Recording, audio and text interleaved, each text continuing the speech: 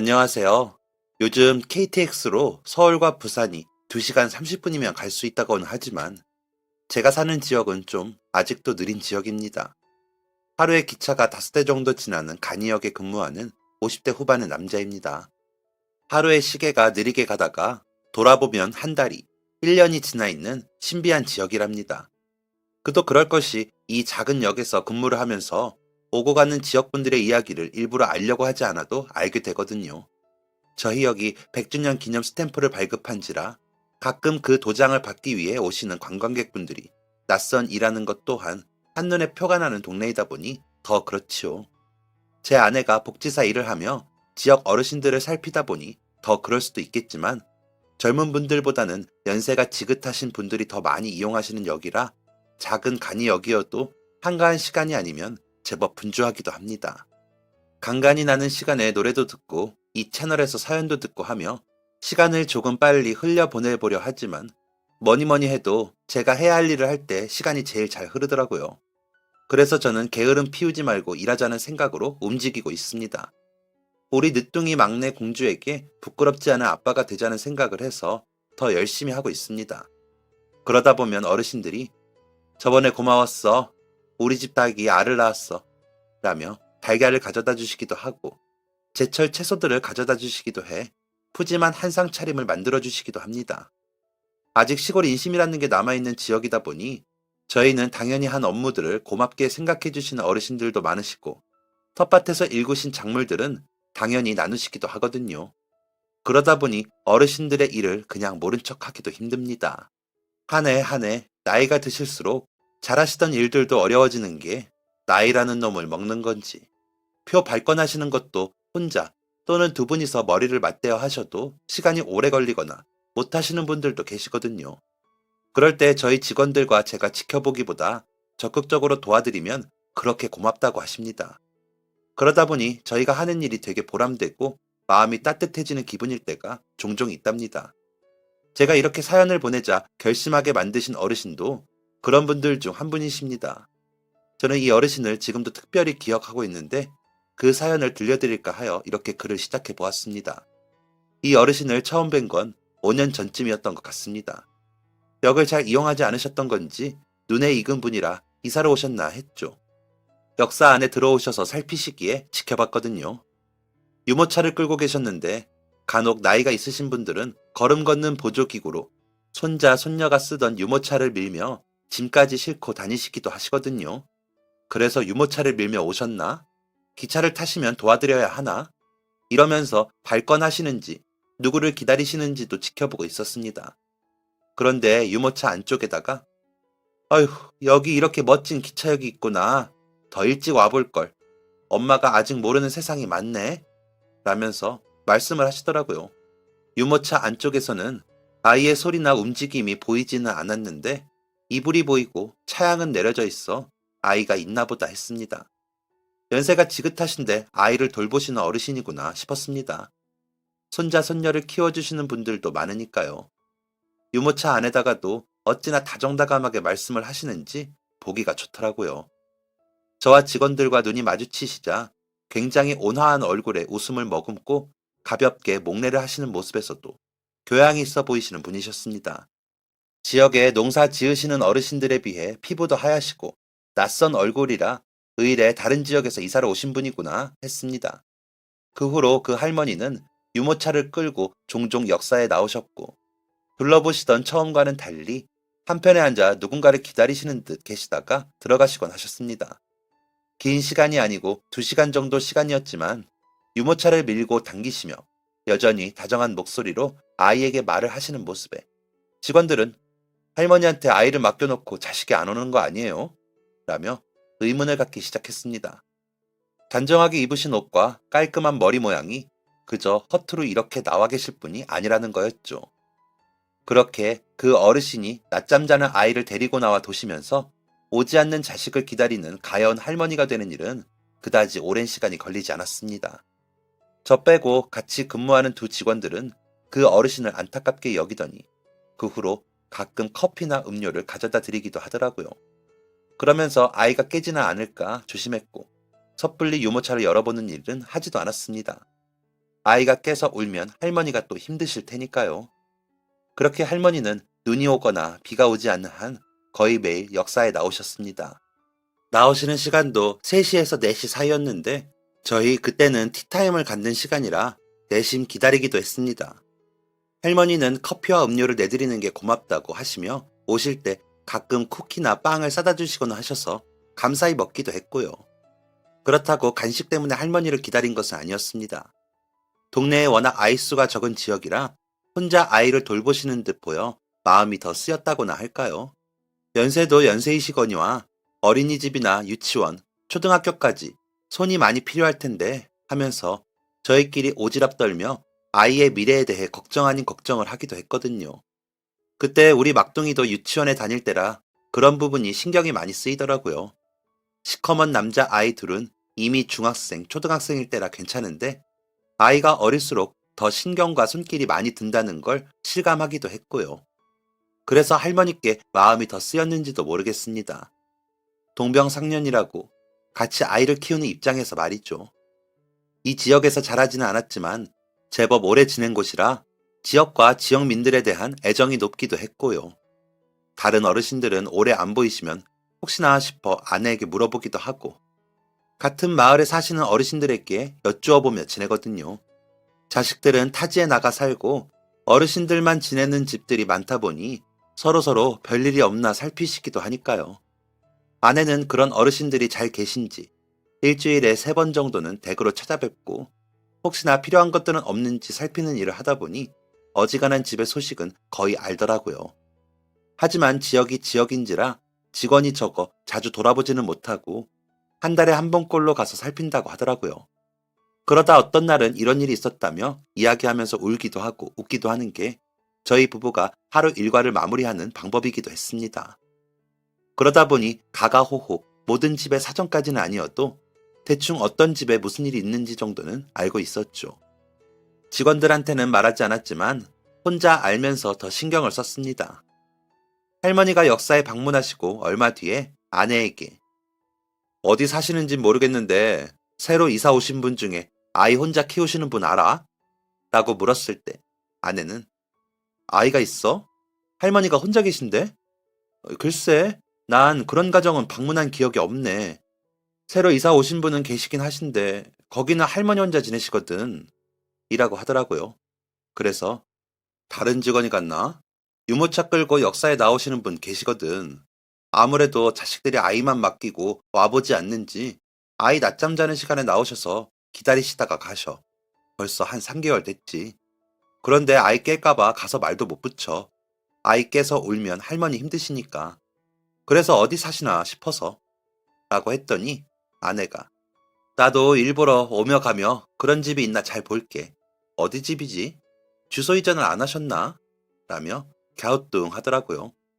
그럴 수밖에 없는 게 아내 부서에 인원이 많지 않아 직원들끼리 그런 세부 내용은 공유를 하는데 들은 기억이 없으니 의아했던 겁니다. 아내와 그런 대화를 하고 난 후 저는 그 유모차 할머니가 더 신경이 쓰였습니다. 온갖 영화가 머릿속에 그려지며 안타까운 상황이 벌어지고 있다는 생각이 들 때도 있었거든요. 그렇게 시간은 흘렀고 저희끼리는 할머니를 유모차 할머니라고 부르며 오늘은 유모차 할머니 안 오시나? 어디 사시는지 여쭤는 봤어요? 아이 성별이라도 알면 옷이라도 물려줄 텐데 하는 말들을 주고받기도 했습니다. 여전히 저희 역사에는 어르신들이 오고 가셨지만 그 유모차 할머니에게 유난히 마음이 쓰였습니다. 그건 저 말고도 저희 직원들도 마찬가지였는지 날이 추워지자 유모차에 씌우는 방풍 커버를 선물하는 직원도 있더라고요. 할머니, 이거 씌우면 바람이 덜 들어 아기가 감기도 덜 걸리고 그래요. 저희 아기가 쓰던 건데 가져가 쓰세요. 아무 유모차나 다 돼요. 라며 전달하더라고요. 할머니는 그런 직원에게 어머나 고마워라. 우리 아가 안 춥겠네. 이런 게 있어요? 아유, 우리 아들 키울 때는 이런 것도 없었는데 좋네요. 고맙습니다. 라며 웃으시더라고요. 내심 잘 됐다는 생각이 들기도 하고 자녀들은 뭘 하시기에 저런 것도 안 챙기나 싶어 생각이 많아졌습니다. 그런 와중에도 할머니는 유모차 안으로 다정한 목소리로 말씀하시더라고요. 아이는 소리도 없이 잘만 잤지만 저희는 그런 모습을 보며 마음이 조금 아팠습니다. 할머니는 그 다음에 오실 때는 귤을 한 봉지 사오셔서 주시며 덕분에 우리 아가랑 나오기가 더 좋아졌어요. 고마워요. 라고 하고는 그날따라 일찍 가시더라고요. 제법 추운 날이라 따뜻한 음료라도 마시고 가시라고 잡았지만 만류하시고 돌아서시는 할머니를 집까지 태워다 드려야겠다고 생각했습니다. 정말 너무 추운 날이었고 눈까지 온다는 예보가 있던 터라 신경이 쓰이더라고요. 그래서 한가한 시간이니까 내가 가서 아이랑 모셔다 드리고 올게 라며 직원들에게 말하고는 할머니의 뒤를 따랐습니다. 할머니는 추운 밖에서 유모차 차양을 열고 안에다 뭐라고 이야기하고 계시더라고요. 아이와 마주보는 그 얼굴은 온화하고 다정했고 눈빛에서 애정이 느껴졌습니다. 할머니, 날이 추우니까 제가 아기랑 이라고 말하다 저는 한동안 말을 못하고 유모차를 바라봤던 것 같습니다. 할머니는 여전히 다정하게 웃는 얼굴을 유지하고 계셨지만 저는 어떻게 할머니를 봐야 할지 모르겠더라고요. 유모차 안에는 아이가 아닌 인형이 앉아 있었거든요. 털모자도 쓰고 겉싸개 이불에 쌓인 인형이요. 제가 당황하자 할머니는 예쁘죠, 우리 아기? 아가, 아저씨한테 인사해야지. 안녕하세요. 라며 여전히 웃는 얼굴로 웃으셨습니다. 그런 할머니께 딱히 다른 말을 할 수가 없어. 할머니, 곧 눈도 온다고 하네요. 제가 댁까지 차로 모셔다 드릴게요. 오늘 너무 추워요. 라고 하려던 말을 마저 하며 어색하게 웃었습니다. 할머니는 수줍게 웃으시더니 살금살금 가면 돼요. 선생님 피곤하게 할 수는 없죠. 말만이어도 고마워요. 정말 좋은 사람들이야. 그렇지? 라며 다시 인형에게 말을 거셨습니다. 그냥 돌아설 수는 없어 할머니를 일으켜 제 차까지 안내를 하고 조심히 인형을 할머니 품에 안겨드린 뒤 트렁크에 유모차를 실었습니다. 할머니는 막내가 타는 카시트를 보셨는지 집에 아이가 있나 봐요. 라고 하시더라고요. 여전히 품에 인형을 귀하게 안으시고요. 네, 이제 유치원 다녀요. 늦둥이죠. 라며 웃으며 답을 했더니 어휴, 좋으시겠어요. 원래 늦게 본 자식이 더 귀엽고 귀하지. 유치원 다니면 한참 엄마 아빠 좋다고 그러겠어요. 그때가 좋죠. 라면서 웃으셨지만 이내 창밖을 보시며 생각에 잠기셨습니다. 할머니는 역사와는 제법 떨어진 마을에 안쪽 집에 사시더라고요. 한동안 비어있던 집인 것 같은데 대충 손을 보고 지내시는지 집은 겉으로 보기에도 을씨년스러웠습니다. 집 앞에 차를 세우고 유모차를 내리자 인형을 품에 안으신 할머니는 조심스럽게 웃으시더니 우리 아가 본 이야기는 비밀이에요. 알았죠? 그렇게 해줄 수 있죠? 라고 하시고는 집 안으로 들어가시더라고요. 인사를 하고 할머니가 들어가시는 걸 보고 다시 역사로 돌아오면서 생각이 많아졌습니다. 그간에 본 할머니의 모습과 인형이 떠오르며 머릿속이 혼란스럽더라고요. 확실한 건 할머니는 도움이 필요하시다는 거였습니다. 역사로 돌아와 직원들을 바로 보지 못하고 괜히 이리저리 구석의 일들을 다시 한번 확인하고 자리에 앉았습니다. 퇴근 전까지 생각이 많아지더라고요. 할머니가 인형을 유모차에 싣고 다니시는 게 병으로 안 좋은 것인지, 정신적인 아픔이 있으신 건지 도통 알 길이 없었고, 그냥 지나칠 수도 없는 노릇이었으니 어떻게 해야 하나 싶어 이리저리 생각을 하게 되더라고요. 그리고 그날 저녁 집에 가 아내와 저녁을 먹으면서도 할머니 생각을 했습니다. 한번 따로 찾아가 할머니를 만나볼까 싶기도 했고요. 그런 제가 이상했는지 아내는 무슨 생각을 그렇게 해? 고민 생겼어? 라며 묻더군요. 그 순간 잘됐다 싶더군요. 저기 전에 내가 말했던 새로 이사 오신 분들 중에 아이 혼자 키우신다는 분 이라고 입을 떼자 아내는 맞다. 내가 우리 직원들한테도 물어봤는데 아무도 몰라. 도대체 어느 집 어른이야? 라며 궁금하다는 듯 제 얼굴을 보더라고요. 안 그래도 오늘 눈이 온다는 예보도 있고 해서 유모차 접어 차에 싣고 차로 댁까지 모셔다 드렸는데 아이가 아니고 인형이더라고. 너무 놀라기도 하고 걱정도 되는데 또 어떻게 접근을 해야 할지 모르겠어서 라는 제 말이 끝나기도 전에 아내는 어디 집에 사신다고? 인형을 아이처럼? 여기가 김주임 지역이긴 한데 내가 같이 가봐야겠네 라며 심각한 얼굴로 종이를 가져와 메모를 하더라고요. 그래서 제가 본 대로 할머니의 행동들을 아내에게 일러주었고 아내는 내가 내일 일정 마치는 대로 김주임이랑 한번 가볼게. 혹시 치매일 수도 있고 자식들이 할머니를 유기했을 수도 있으니까 알아봐야지. 라며 저처럼 얼굴이 어두워지더라고요. 혼자 지내시는 어르신들 중에 간혹 치매라는 무서운 병이 찾아온 것을 모르고 계시다가 나중에 깊어지고 나서 손 쓸 수 없게 되면 드러나는 경우가 많거든요. 아니면 자식들이 어르신들에게 관심이 없고 방치하다 외로움이 정신병적 행동을 만들고 그러다 남들이 모르는 본인만의 세상에 빠지시는 분들이 계시거든요. 처음에야 금방 돌아올 수 있지만 오래되고 마음의 상처가 깊어지면 선뜻 그 세상에서 벗어나지 못하시기도 하시고요. 너무 안타까운 일이죠. 저희 지역은 특히나 노년 인구가 많은 지역이다 보니 그런 분들에게 신경을 안 쓸 수도 없더라고요. 다음 날도 일이 손에 안 잡히기는 마찬가지였습니다. 혹시나 할머니가 마음이 안 좋으실까 걱정도 되고 아프신 거면 어쩌나 하는 걱정도 되고요. 직원들은 어제 할머니가 사다 주고 가신 귤을 까먹으며 오늘은 안 오시나 봐요. 유모차 할머니. 라며 역사 안을 기웃대더라고요. 저는 제발 아내와 길이 어긋나지 않길 바라면서 할머니에게 그저 어떤 사연이 있어 마음의 위안을 받으시려 유모차를 끄신 것이길 바라고 바랐습니다.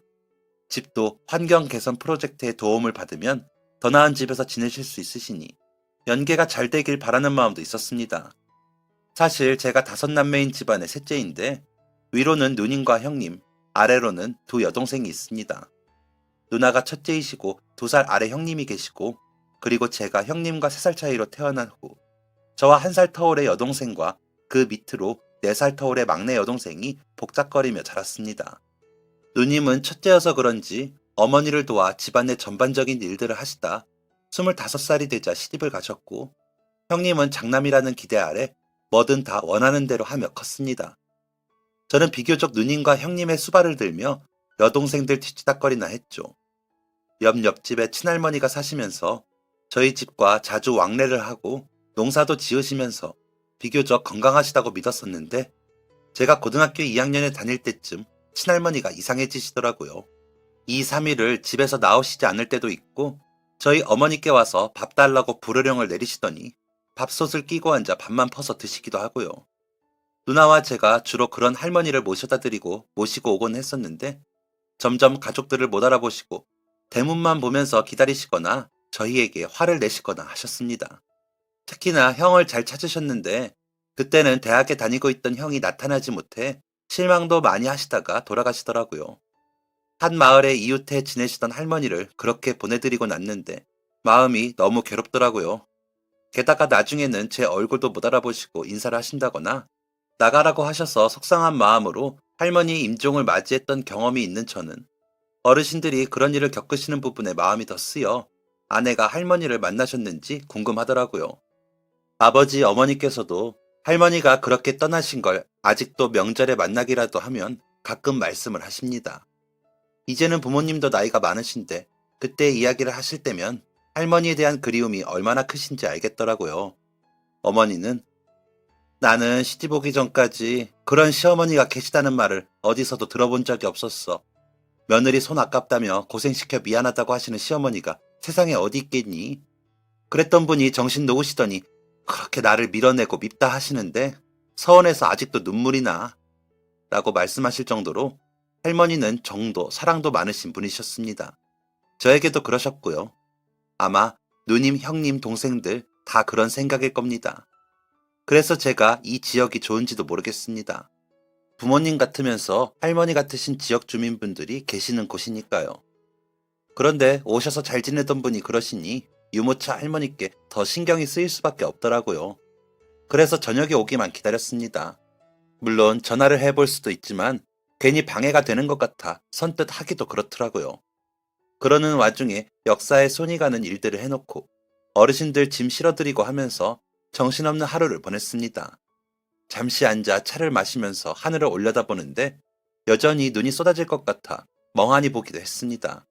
그날따라 시간이 왜 그리 더 더디게 흘러가는지 이리저리 할 일을 정신없이 하면서도 무료하다는 생각이 들더군요. 사람 마음이 쏠리는 곳이 있다는 게 그렇더라고요. 근무 시간이 끝나고 아내와 만나 같이 집으로 가기로 한 장소에 가서 아내가 오기를 기다렸습니다.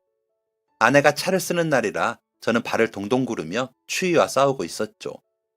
막내는 장모님이 유치원에서 데리고 오셨는데 오빠들이 안 놀아준다며 골이 잔뜩 나서 저에게 전화해서는 오빠들이 안 놀아줘. 아빠 빨리 와.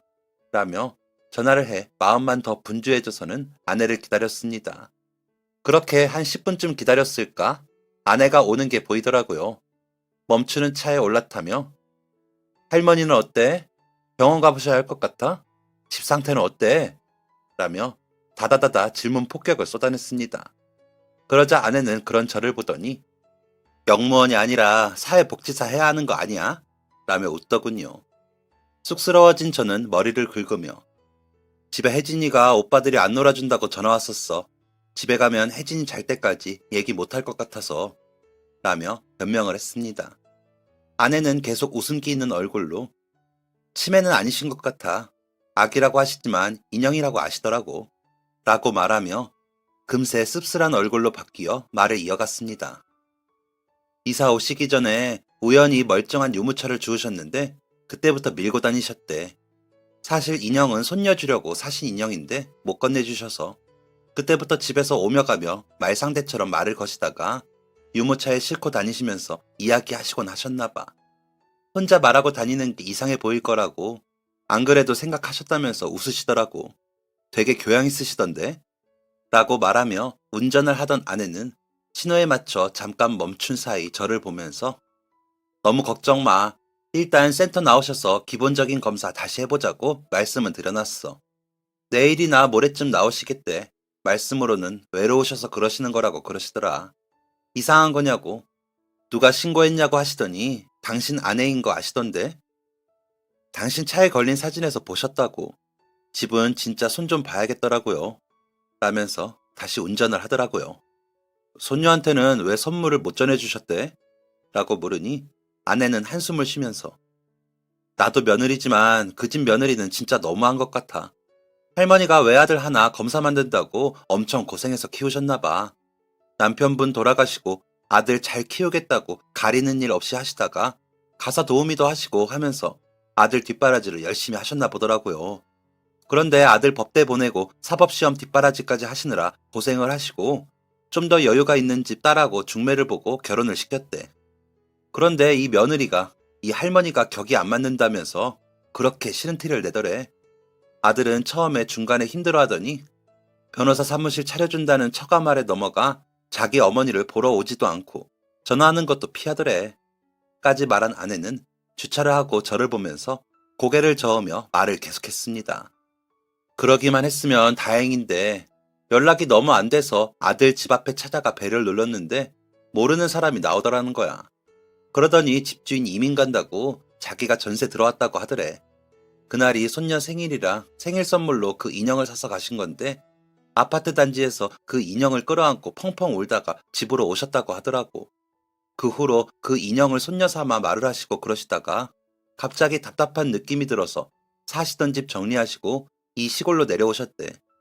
혹시 몰라 세입자한테 할머니 집 주소를 남기셨는데 역사에 나가서 기다리시는 것도 아들이었나 봐.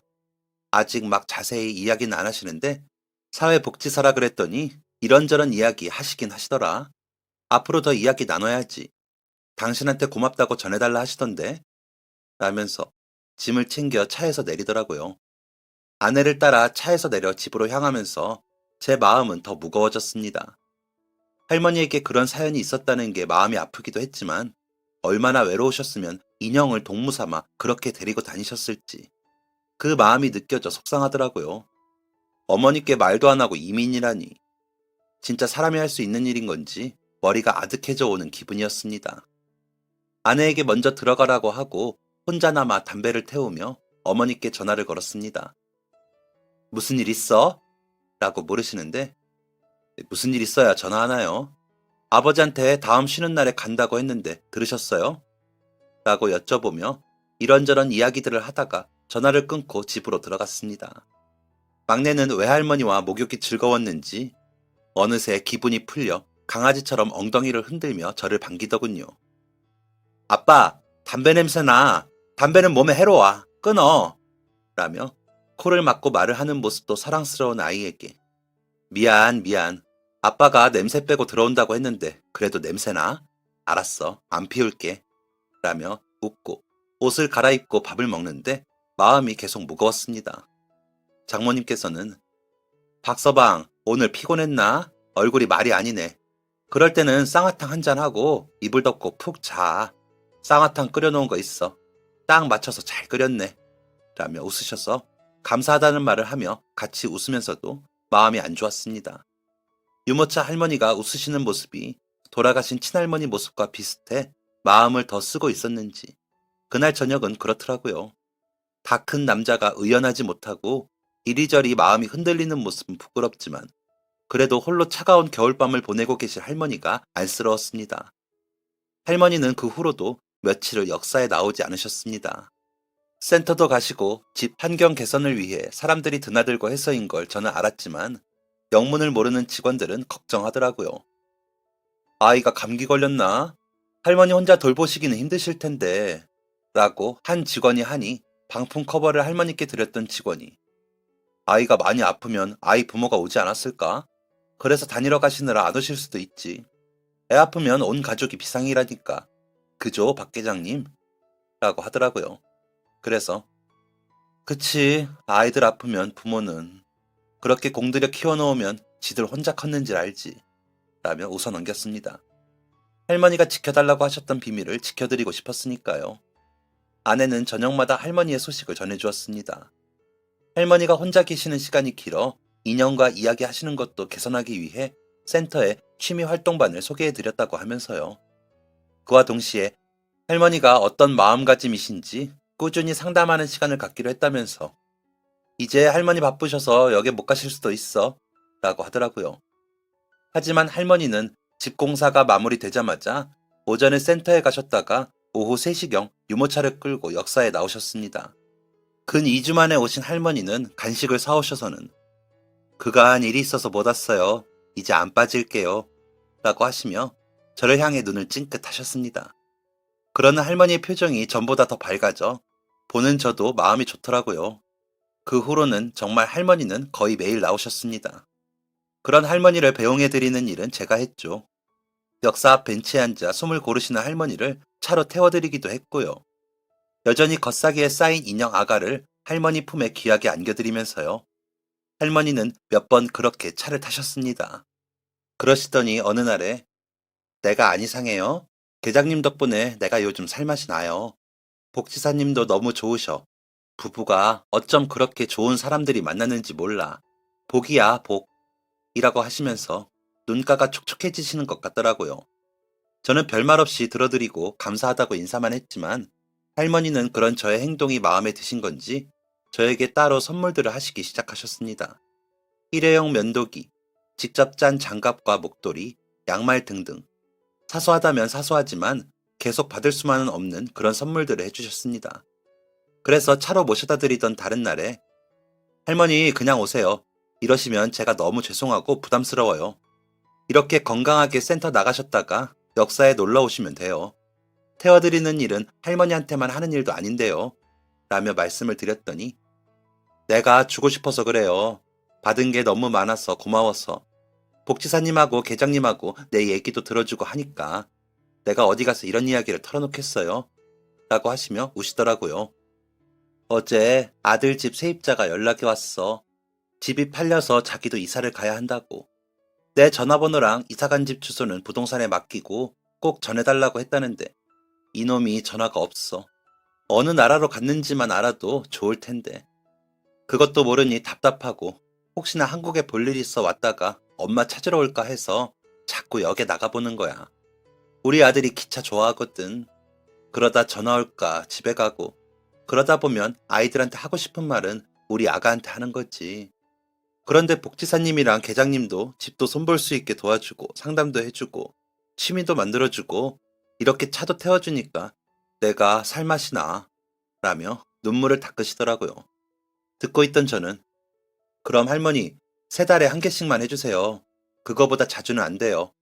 3달에 한 번씩만 진짜 주고 싶은 거 하나씩만. 너무 비싸면 안 돼요. 아셨죠? 라고 답을 했습니다. 그제야 환히 웃으시더라고요. 할머니가 그렇게 웃으시니 제 마음도 놓이고 좋았습니다. 아내에게도 그런 일이 있었다고 말을 했더니 잘했어. 그런 분들은 보답 못하시면 또 속병 날 수 있어. 상담해보니까 진짜 평생을 그저 남 좋은 것만 하고 사신 분이야. 본인 좋은 것보다 아들한테 좋은 것만 챙기시느라 다 우리 아들은 그런 거 싫어해. 우리 아들이 좋아해. 이런 말 많이 하시더라고요. 사정을 알아서 그런가? 괜히 더 마음 쓰이고 그래. 곧 설인데 그때는 어떻게 혼자 지내실까 싶기도 하고. 아마 이 지역에 자식들이 많이 오는 지역이라 괴로우실 거야. 티는 안 내시겠지만. 아참, 당신은 미리 이번 휴일에 어머님 아버님한테 다녀올 거지? 가서 설에 뭐 더 준비해야 하는지 적어와요. 내가 설에 애들 데리고 가면서 가지고 가면 되니까. 라더니 씻으러 욕실로 가더라고요. 아내의 말을 듣고 보니 할머니께서는 명절에도 혼자 계셔야 하는 게 마음이 안 좋더라고요. 저야 직업이 영무원이라 명절이 바빠 본가에 미리 다녀오거나 나중에 가고 아내가 아이들을 데리고 명절에 다녀오기를 오랫도록 했던 터라 별 생각이 없었는데 할머니는 아니더라고요. 명절 때는 저희 역사도 바쁜 때라 할머니를 챙기기가 쉽지 않을 것 같아 또 마음이 쓰였습니다. 명절 때는 어르신들이 자녀분들 배웅하러 오시는 길에 이런저런 음식이며 과일이며 작물들을 가져다 주시기도 하고 발권도 많은지라 정신이 없거든요. 아내는 고향집에 가고 장모님도 아내의 오빠인 처남집으로 명절을 보내러 가시는지라 할머니를 부탁할 사람도 없더라고요. 그래서 일단은 할머니가 역사에 나오시면 최대한 살펴드리고 혹시나 나오지 않으시면 제가 저녁이랑 아침에 할머니 댁으로 가보기로 했습니다. 아내도 그러는 게 좋겠다고 하더라고요. 평소에는 혼자 계시던 어르신들도 그때는 자녀분들이 방문을 하시는데 유모차 할머니는 아들이 안 올 테니까요. 그렇게 힘들게 아들 뒷바라지한 공이 하나도 없이 쓸쓸하신 할머니의 노년이 너무 안쓰럽고 마음이 아팠지만 저희 나름대로 챙겨드리는 수밖에 없다는 생각에 그렇게라도 하자라고 결단을 내렸습니다. 아내는 당신은 할머니들한테 유난히 약하더라. 아버지 돌아가시고 우리 엄마 모시고 오자고 했을 때는 그냥 날 너무 사랑해서 우리 엄마까지 챙기는구나 했는데 알고 보면 할머니들이 안쓰러운 걸 유난히 못 보는 것 같아. 왜 그래? 라면서 묻더라고요. 글쎄, 아마 돌아가신 할머니에 대한 기억이 좋아서겠지. 우리 어머니가 친정어머니 일찍 돌아가시고 시집 온 걸 아신 할머니가 기죽지 말라고 항상 어머니부터 챙기시고 어머니는 그럼 할머니 덕분에 웃으시고 그러셨거든. 이라고 말을 하는데 저도 모르게 눈물이 툭 떨어졌습니다. 할아버지는 장남이라고 형만 좀 챙기시고 싸고 도셨는데 할머니는 누나들이나 나나 다 골고루 챙기시면서 예뻐해 주시기도 하셨고 그 옛날 분이 어머니랑 아버지 나가서 나들이 하라고 우리 불러다 밥해 먹이시고 재우시고 하셨으니까 그 덕에 우리가 5남매가 됐겠지만 그랬는데 나중에 치매에 걸리시고 어머니한테 매정하게 하시고 우리한테 떼부리시고 그러시다가 결국 어머니 손잡고 돌아가셨거든. 중간중간 정신 드시면 건강하셨을 때처럼 환하게 한 번씩 웃으시는데 너무 좋았어. 유모차 할머니가 그렇게 웃으시는 게 닮아서 내가 더 마음이 쓰이는 것 같아. 라고 말하며 흐르는 눈물을 닦았습니다. 명절이 다가오니 할머니가 그리운 마음도 들고 그랬던 것 같습니다. 아내는 눈물까지 흘리는 저를 보고 놀란 듯 했지만 이내 와서 안아주더라고요. 당신 마음이 이렇게 따뜻해서 내가 당신을 좋아해. 당신은 정말 좋은 사람이야. 라는 말도 함께 하면서요. 덕분에 제가 정말 좋은 사람이 된 것 같아 마음이 뿌듯하기도 하고 더 잘하고 싶은 생각이 들더라고요. 유모차 할머니는 예상대로 명절 기간에는 역사에 나오지 않으셨습니다. 정신없는 하루를 보내면서도 계속 살폈지만 안 오시더라고요. 그래서 설 전날 저녁에 집에 아내가 만들어 놓은 명절 음식을 가지고 할머니 댁으로 갔습니다. 할머니, 저 박계장이에요. 저녁 드셨어요? 라며 대문을 열고 들어가니 깜짝 놀라시면서 아이 참, 이런 날 여기를 왜 와? 라면서도 얼굴은 웃으시더라고요. 그래서 저도 오늘 집에서 혼자거든요. 연휴 끝나는 날에나 애들이랑 애들 엄마가 와요. 장모님도 처남네 가서 명절 다 보내고 오시고요. 그래서 할머니랑 같이 밥 먹으러 왔죠. 내일 아침에 떡국도 같이 먹어요. 라고 말씀드리며 음식을 내려놓았습니다. 할머니는 그러자 조금만 기다려요. 내가 얼른 새밥 해줄게. 잠깐만. 이라며 부엌에서 밥상을 차려주시더라고요. 한편에 앉혀놓은 인형에게 할머니가 미리 밥이라도 해놓을 걸 거기 잘 앉아 있어요. 라고 말씀하시는 것도 잊지 않으시더라고요. 인형은 세상 천진한 미소로 웃고 있었지만 제 기분에는 어디엔가 슬퍼 보였습니다. 할머니 음식 솜씨가 좋으시더라고요. 상차림도 깔끔하시고요. 접시도 예쁜 걸 쓰시더라고요. 와, 할머니, 진짜 예쁘게 해놓고 드시네요. 무슨 사진 속 밥상 같아요. 라며 제가 너스레를 떨자 내가 제법 유명하신 회장님, 사장님 댁에서도 일을 했거든요. 그래서 우리 아들도 그렇게 차려 먹이려고 내가 신경 썼었지. 어릴 때부터 공부도 잘하고 착해서 어디 가서 꼭 높은 사람 되고 대접받으라고 내가 상을 회장님, 사장님 집처럼 차려줬어. 근데 오랜만에 하려니까 잘 안 되네. 라면서 할머니는 밝게 웃으셨습니다. 그렇게 밝게 웃고 계시는데 저는 왜 속이 상하던지. 아유, 아들은 속상하겠네. 이런 엄마 밥 못 먹어서 내가 다 먹어야겠다. 라며 괜히 심술궂게 밥을 먹었습니다. 할머니는 그런데도 미소를 잃지 않고 밥을 먹는 저를 보시더라고요. 그 눈빛에서 너무 짙은 외로움이 느껴져서 마음이 또 찌릿하더라고요. 다음날 아침도 떡국 재료를 집에서 준비를 해가 할머니 댁에 가서 끓였습니다. 역시나 예쁜 그릇에 정갈하게 담아주시는 할머니의 솜씨에 더 맛있게 먹었죠. 그리고 출근을 하려고 할머니 집에서 나서는데 내가 내일 역으로 갈 테니까 오늘 저녁에는 오지 말아요. 이따가 마을 회관에서 뭐 한대. 라면서 웃으시기에 알았다고 인사를 하고 출근을 했습니다.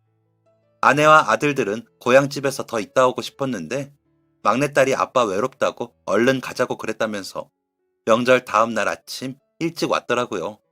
역시나 막내는 사랑이더라고요. 그렇게 명절을 보내고 일상으로 돌아와 유모차 할머니는 시간에 맞춰 역사에 나오셨고 저는 할머니를 모셔다 드렸습니다.